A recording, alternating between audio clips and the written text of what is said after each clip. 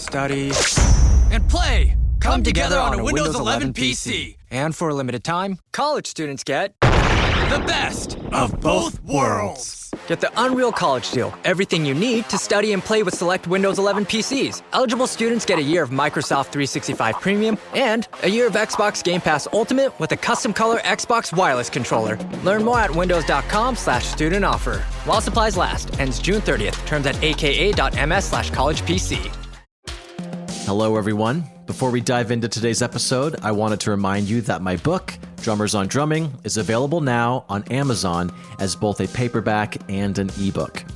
Based on the Big Fat 5 segment of this podcast, where I sit down with my favorite drummers to discuss the 5 records and stories that shaped their approach to the instrument, this book is packed with insights from the drummers who redefined how we think about the modern drum set.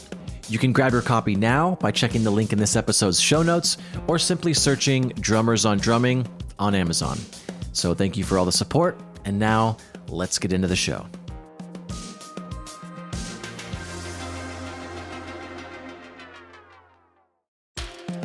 What is up? Welcome back to Drummers on Drumming, a podcast powered by Big Fat Snare Drum. My name is Ben Hilsinger, and we're back with another installment of The Drum Panel.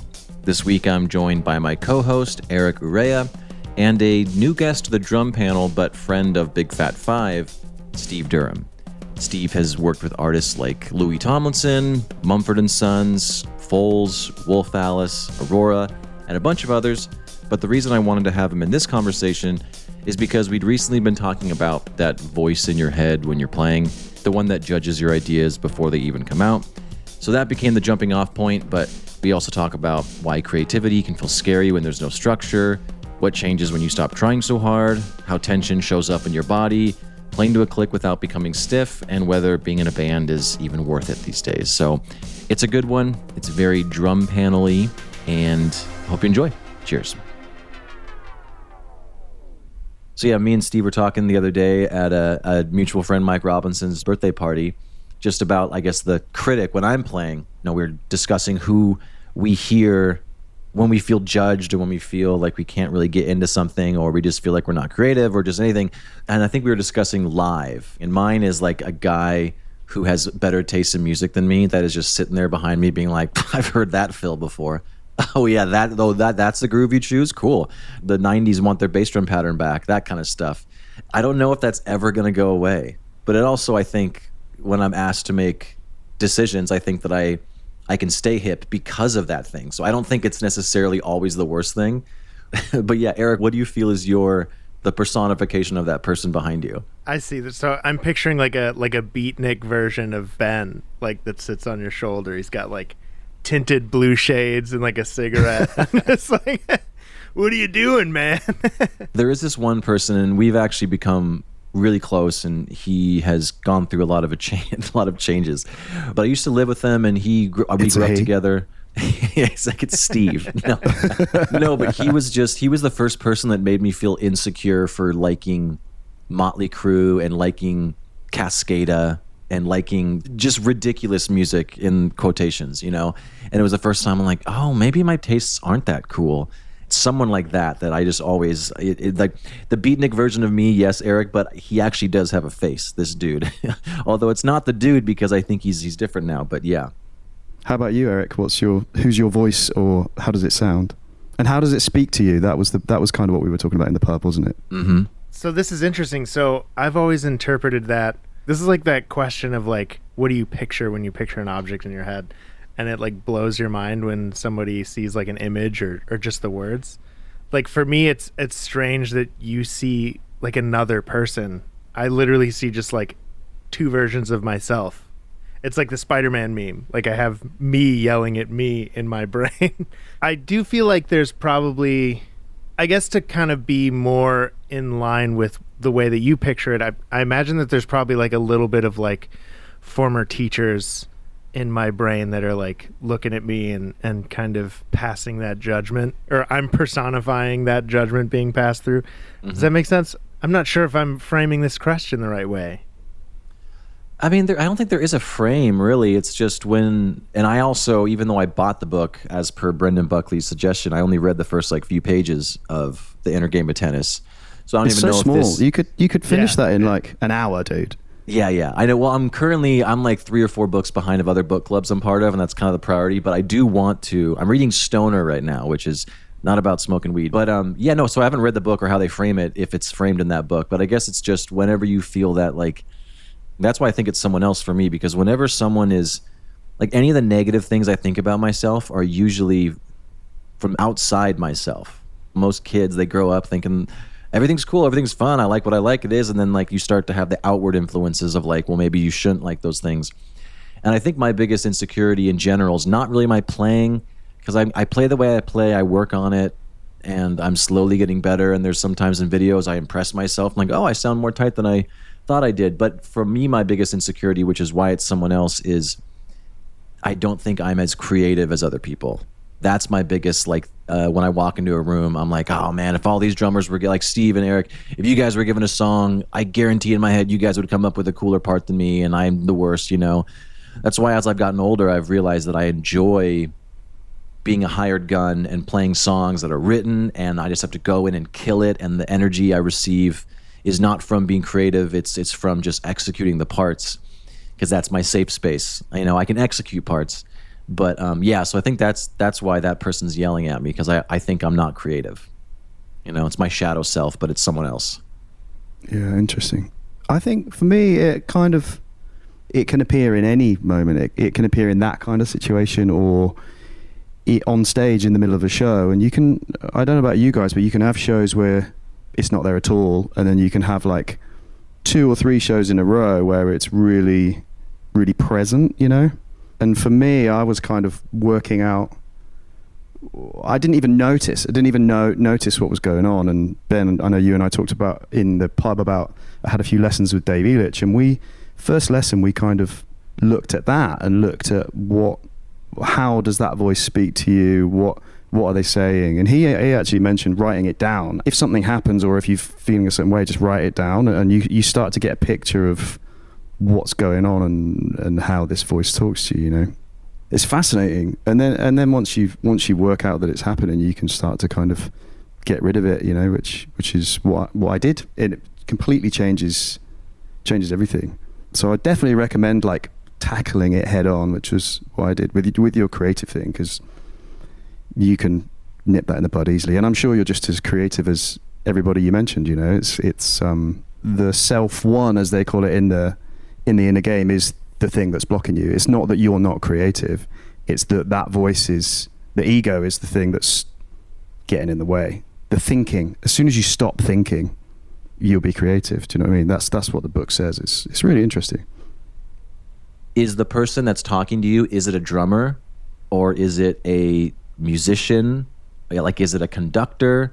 Mine isn't necessarily a drummer. No, mine also isn't necessarily drum specific. Mm-hmm.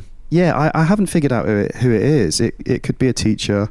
It's interesting. I'm also interested to know what you guys think. Like, when it happens, like, does it happen in the run up to a fill, or does it happen after a fill? Are you like post judging or judging something that's about to happen? It could be either, you know.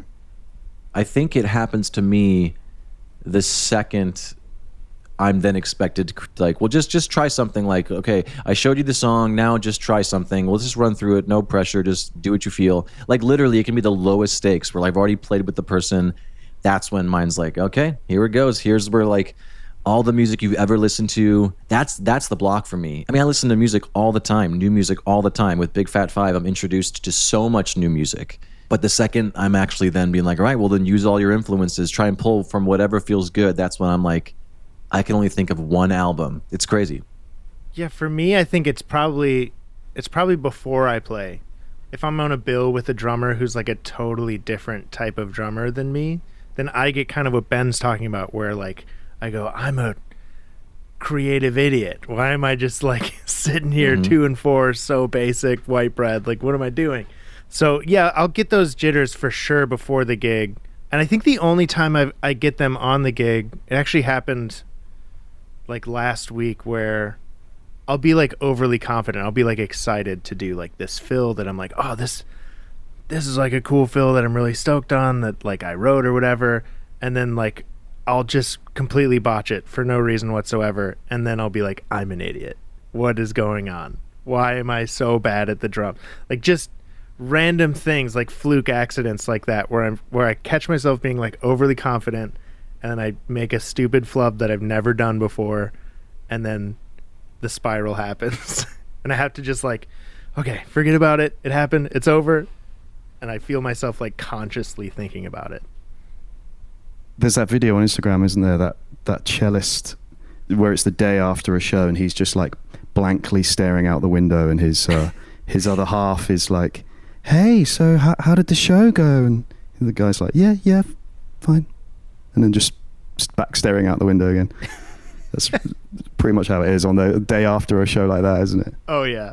For me, it's not really any specific situation. Maybe if I'm tired or like run down or something, it's more often live. Also, for me, to be completely honest, it's something in the past. I kind of feel like I've managed to get rid of it pretty much now.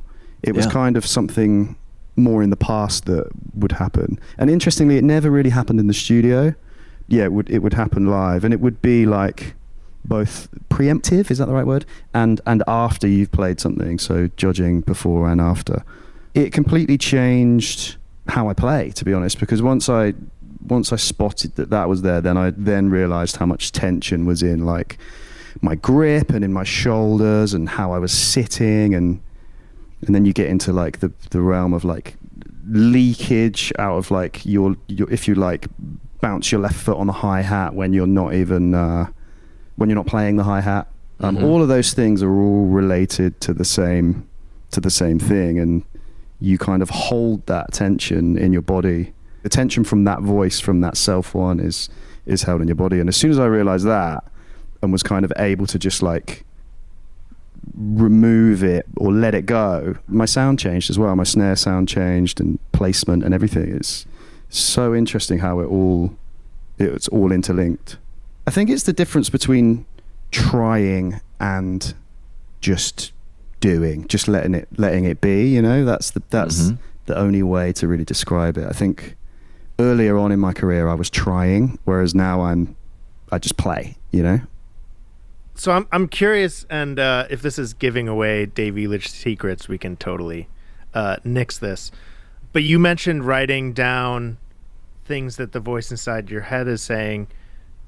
Is it more about the sort of like technique approach side of things that you were self-conscious about, or do you feel like it was things similar to Ben where it was creativity things, and then does that then inform your practice later and about tackling those things head on, or is it just about kind of putting those voices out into the world and then like just letting them be, and hopefully they kind of dissipate?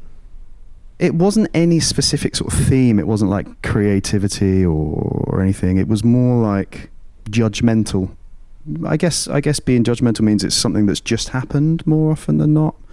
I don't know if you've ever been in that situation where if you make one mistake and then that feeds more, and then you make more mistakes. I think that's all linked to the same thing. As soon as you make a mistake, it engages your ego, that self one, and then your self two is shut down. You know, your free playing ability is like closed off for a little while. Yeah, I don't know. I mean, to answer the question, Eric, which is a good question, I'd like to think that my approach is accepting it, and then when I'm practicing, trying to find ways to be more creative. But I don't know if I do that, just because I don't know how to practice being more creative. I mean, I started a podcast where I'm forced to listen to and learn about new songs and talk to other drummers about how they approach creativity, and I still have no fucking clue. I'll ask you guys, if someone had a gun to your head, which I hope never happens, but for some reason they wanted to know how to be more creative, what would you tell them? I'll give you a sneaky, well, maybe it's obvious, but a sneaky trick I do is if you've got a vocal part already and you're playing drums over the vocals, I'll listen to the rhythm of the vocal throughout the song, even if it's like a certain section of a verse or something like that. And if it's playing a certain rhythm within the vocal part, I'll pick that out within a fill later on.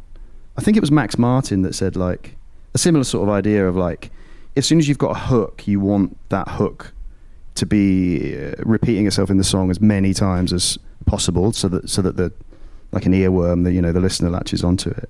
I think if you've, in terms of like playing for the song, there's a potential that you've already got all the information you need from the other instruments, unless you're starting from scratch and they're like, go play something, you know, then you can sometimes gather the information from the vocal.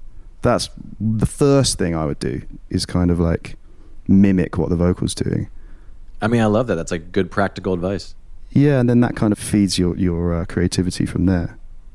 What about you, Eric?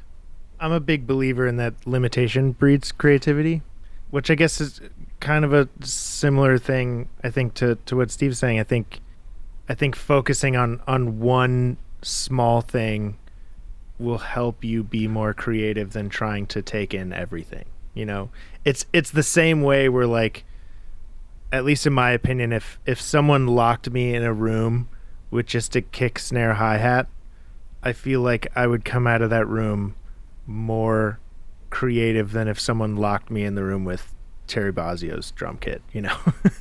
I'd just be like, there's too much, right? Like, I remember being in high school, and like my percussion teacher at the time was like, yeah, in college, like, our professor would just like put us in a room for 2 hours with just like a random percussion instrument. But, you know, I mean, you can think about that in like super nerdy, rudimental ways. Like, if your assignment for a day was to be like, all right, you can only play paradiddles, then the way that you get around that is probably going to be really interesting, right? You'd start out with just regular 16th notes, and then you'd be like, oh, what does it sound like with triplets? And then what does it sound like as kind of like a hair toe rhythm? Or what if I accent different things? What if I shift in and out of different rhythmic values and you're just utilizing that same sticking? That to me is like how I approach creativity, is trying to put myself in the smallest box as possible. I also listen to like the lower frequencies and the higher frequencies in a vocal, and I'll play parts of the drum kit that have lower sounds and higher sounds in the same way, so within the rhythm, whether it's like sibilances or lower sounds. Do you get what I mean? Yeah. I'll kind of do things like that. Like the timbre as well. of the vocal. I'll try and mimic the timbre of the vocal with the drum kit, and then you're even closer to the vocal, and then it feels like the audience already recognizes what you're doing. Do you know what I mean? Mm-hmm. Are your ad campaigns lighting up the dashboard, but not the pipeline? That's bull spend, and marketers are calling it out in Dashboard Confessions. My boss asked for results, so I opened my dashboard for the only positive-sounding metric I had: impressions. Cut the bull spend. See revenue, not just reach. LinkedIn delivers the highest return on ad spend of major ad networks. Advertise on LinkedIn. Spend $250 on your first campaign and get a $250 credit. Go to linkedin.com/campaign. Terms and conditions apply. This episode is brought to you by Beneful. Mornings are when the grind starts. Stretches, immaculate. Cardio, crushed it. Territory, marked. Sorry, geraniums. The dog routine is on point, but it can get a little wolf. That's why I fuel up with high-protein Beneful freshly prepared meals. I'm eating clean with real meat and veggies, served fresh from the pantry. Kick boring in the bowl with Beneful freshly prepared meals. Visit Purina.com/Beneful to shop now. Well, Steve, we usually start off a new drum panel guest by asking these two questions. So if you could be a fly on the wall for any, and whether it makes the show or not, a lot of times they don't, but if you could be a fly on the wall for any record, what would it be and why? Ooh. The first thing I thought of was Beatles. Am I right in remembering that Eric doesn't like the Beatles? Is that an old thing, or is that a very repeated That's thing? really funny. I haven't brought it up in a while. Well, I'll let Eric answer that. Yeah, the Beatles are not for me, and I know I'm in the wrong. It's my fault. I'm the Sorry problem. to bring that up again. I it's okay. literally just remembered that on the spot. No, sometimes you need to rub the dogs in their face in their own poop. Yeah, I think it might be a Beatles record for me, I think. Very cliche answer, I know, but maybe Sgt. Pepper. Have you listened to that one yet, Eric? I have, yeah. It's like holding a Cinnabon up to someone. They're like, no, that doesn't even smell good. Yeah. I am that guy, I guess. Sorry to bring that up. No, it's my fault. I was going to say I'm Beatles, and I thought, but Eric doesn't like them. Why specifically a Beatles record, and why Sgt. Pepper's? Was that the first record where they were multi-tracking 8-track? I think it was. I can't remember, but it would be interesting to see how that was working. It's either the first time they were multi-tracking at all, or it was the first time they were doing 8 tracks. I think Pet Sounds came out, and that was like the most progressive recording techniques, or something like that. I don't claim to have this right, but I'd be interested to see. I mean, the idea of that now, like just having to commit to and just like bounce, you know, that's it. That's how it's going to be now, is mind-blowing. But it would be so liberating. Yeah. I almost wonder if we're going to see like a sort of things moving backwards and things becoming a lot more natural as a kind of reaction to AI. We've been through this period of like trying to perfect everything and trying to get everything on the grid, tuning vocals, sample replacement. I wonder if we're going to start to see things go the other way, because we're going to get bored of things being AI. So we're going to potentially get bored of things being perfect. I wonder if a one-take thing with warts and all is going to start to become much more of a thing. I really hope so. And I've got a feeling it will. I don't know what you guys think. I for sure think so. I think especially like if you look at some of the artists that are just massive now who are doing really unconventional things, you know, like I always think like Kendrick Lamar doesn't really write radio singles, and he's one of the biggest artists in the world. Or Charlie XCX's music is really weird, like non-conventional chorus structure. There's a lot of really big artists doing super non-formulaic things and becoming massive for it. Yeah. I think with like Suno and things like that, being able to just create something that's all right, you could argue that it's got no soul, but I bet if you did like a thing of playing Suno generated music to some people, I bet they would be tricked now. I think it's got so good that you don't really know what's AI and what's not. I mean, yeah, the guitars are a little bit plasticky, but we're probably a few months away from that all going away. You know, I don't really go on it anymore. I had a quick look when it first came out, but I think because that's got so good, I think it's gonna get more extreme of people just being more creative and letting go and kind of like just putting out what happened on that day. You know, a bit more like what we're talking about with like Sgt. Pepper and bouncing things down. You know, which is exciting.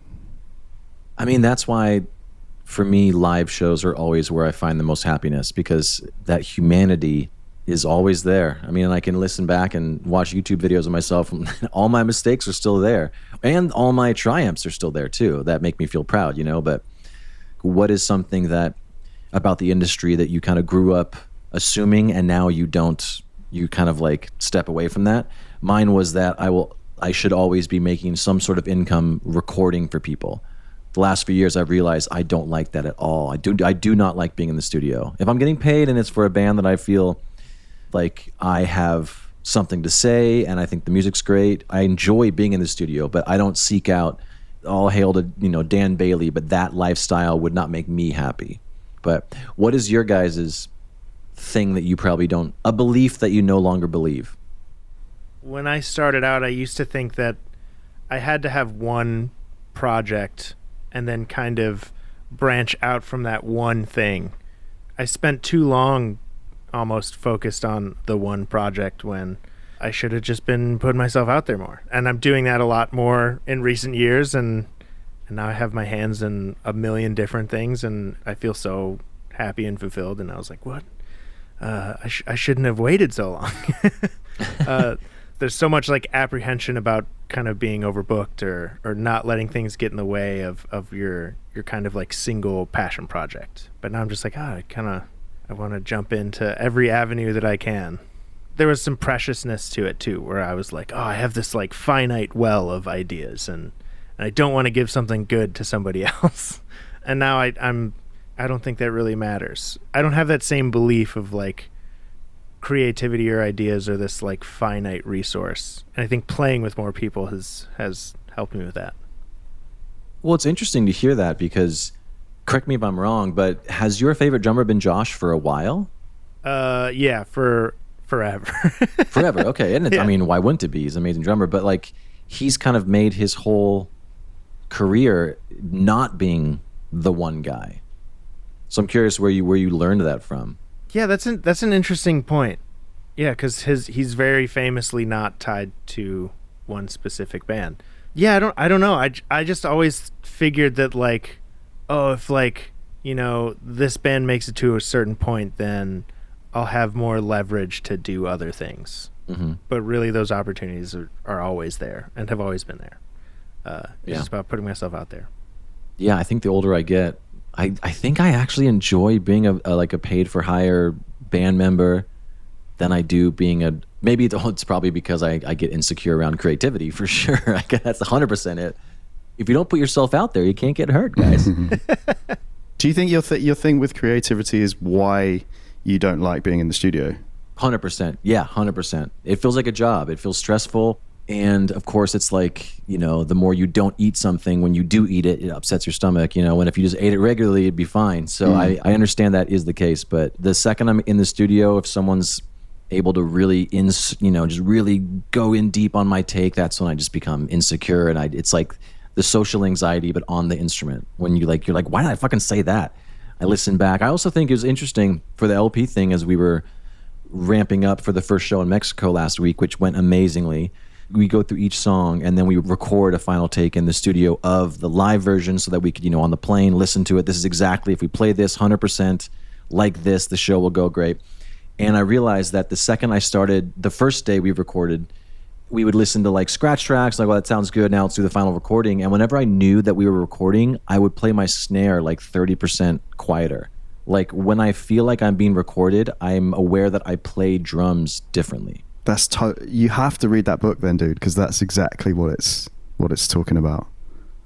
Yeah, it's like I'm just like, what the hit your snare, Ben? Like, what are you doing? Because I'm so that's the focused voice. on. That's it. Yeah, you just did your impression of the voice. That was it.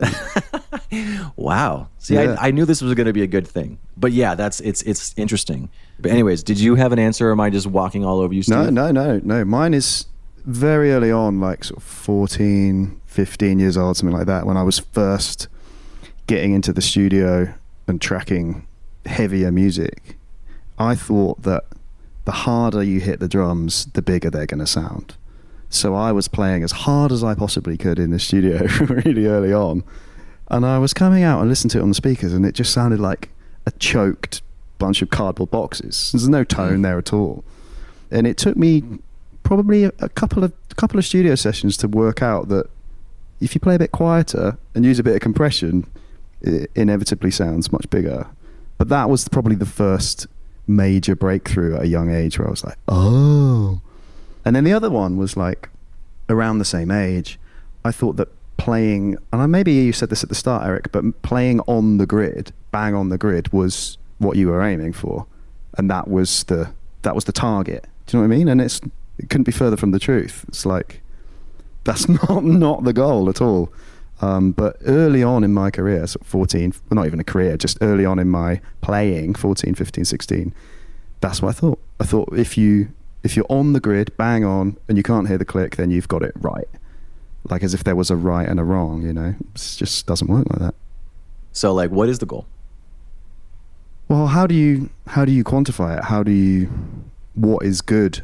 I think everyone's got a different opinion of what they think is good. Even in the drum groups that we all message in, Ben and you and I are in a drum group over here, and everyone's got completely different goals and completely different opinions of what they think is good. There's some rocky guys in there, and there's the opposite end of the spectrum in there as well. So it is a petri dish of LA drummers for sure. Yeah. So I don't know what the goal is, but why, when Steve Jordan plays a groove that we have all learnt how to play in terms of what the part is, why when he sits down and plays that same thing does everybody go, oh my god, that sounds incredible? how do you quantify that feeling that somebody gets when they hear it? You know, that to me, that is the goal. And then it becomes about making someone feel a certain way rather than anything else. And that could be dependent on so many different things, like where you are, the venue, the number of people, is it outside, is it inside, are you even mic'd up? You know, there's so many variables. I don't think there is one goal other than, I mean, we talked about this in the pub as well, but connection, I think, expressing something that someone else connects with.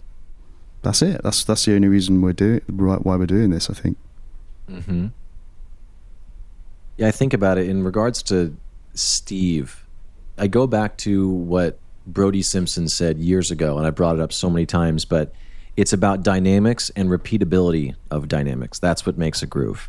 You know, the generic thing is to bring up Dilla, but just any sort of drummer that has their own unique thing, their thing is that they're consistent with that thing, so you trust that thing. And so if they're always kind of wonky in this one thing, but they repeat it being wonky, that's its own grid and it's its own thing. And so a lot of times I think dynamics is more important than timing. And that's why I was asking about the goal in relation to the click. Really is the goal to just have that be the reference? Or Eric, what's the role of the click to you? The role, aka goal. I kind of envision the click as like a percussionist playing with me. I've said this before, like when I have a click and I'm able to control what the sound is, I try to do something organic, a cowbell, a woodblock, a shaker. And I think with that, I treat the click as a little bit more floaty, a little bit more ambiguous than if it's just like this mechanical constant, you know. So to me, it's very situational. Like live, I'll kind of push and pull with it as long as the band is having fun and is having a good time. I don't mind that I'm not bearing the click. It's just kind of... Does this change when there's tracks with the click, or are you more talking about if you're hearing the click and the audience isn't, but that's the only thing that's on the tracks? No, I mean, I think it even changes depending on what tracks are with the click, right? Like if there's something in the track that's like 16th notes, like if I'm playing with a backing trap hat part or something, I have to be locked in. There's really no choice. But if it's like, oh, it's just like diamonds and we're ringing out chords every measure, then I'll be a little bit loose with it sometimes. We'll all kind of just like flow. So I think some songs are going to want to push more and some songs are going to want to lay back, and being able, it goes back to your whole thing about consistency, is if you can figure out what the landmark is that you're trying to like hone in on and lock in with, then I think the click can be a little bit more loose, right? Like, is the landmark, like, does every downbeat have to be perfect? And then within that, we can be loose. Or does every eighth note have to be perfect? And then there's a little bit less looseness. Or 16th note, you know, whatever. It depends on, there's so many variables for me.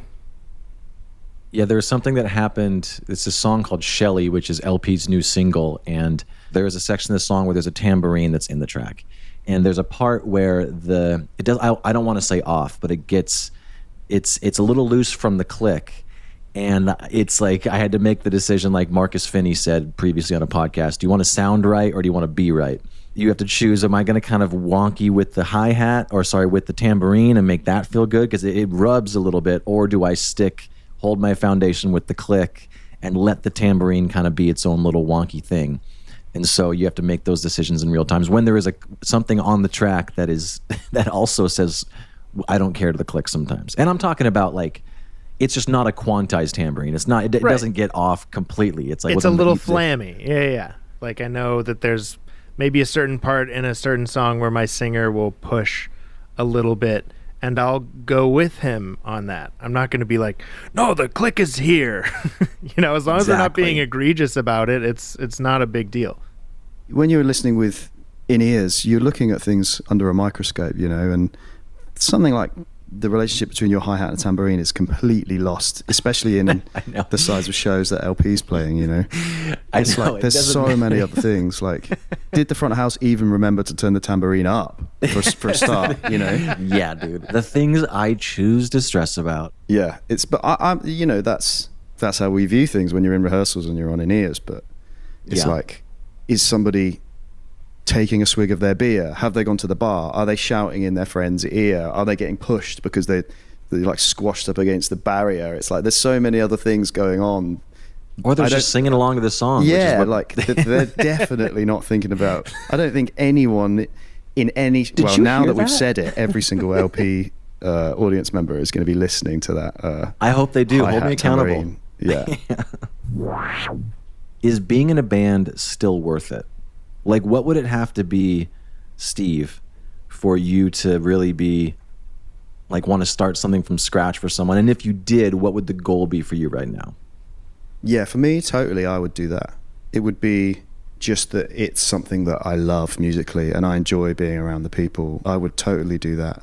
At the risk of sounding boring, the older you get, you have to kind of like, if money is an issue, like if money isn't an issue, then great, go and do it. But for a lot of us, money is, you still got to earn a living, do you know what I mean? So for me now, like, I think I can't just go, okay, I'm going to be in a band and not do anything else. I think if I was going to do it, I'd want to only do that as well. I don't think I'd want to, for me now, where I'm at, I don't think I'd want to start a band from scratch and carry on doing what I'm doing.